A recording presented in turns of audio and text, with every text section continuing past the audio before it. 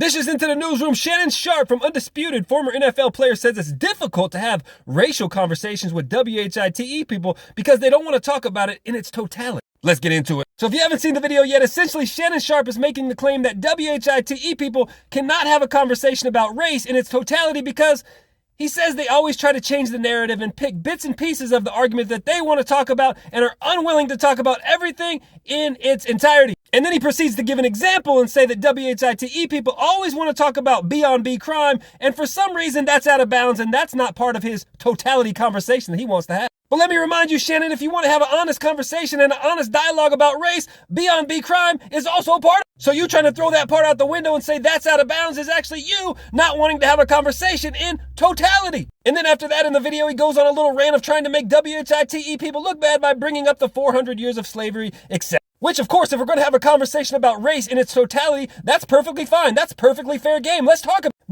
about all of it. Not just the bits and pieces that you want to pick out to make WHITE people look bad, all the while leaving out all the parts that give any culpability or make your group look bad. For example, the problems with urban culture, the over-sexualizing of women, the fatherless home, the abortions, the children out of wedlock, the ratchet music glorifying the lowest common denominator, the violent crime statistics, the lies that BLM promotes about how cops are unaliving BLACK people at an alarming rate. No, they're fucking not. Or how melanated supremacy is the new biggest threat to America. Or all the things that were done to your people, by your people, before the bad, evil WHITE devils actually showed up on the shores of Africa, stealing men, women, and children from their homes and from their tribes, dragging them over, torturing them, throwing them in dungeons and all type of shit, all just to make a little bit of profit from the evil devil, and then selling them off, and then never ever feeling bad about it and coming to get them. Because let me ask you, Shannon, how many fucking African ships from any African country in the history of this goddamn timeline have you ever seen come back to American shores to pick you up? None. Zip. Zero. Zilch. Nada.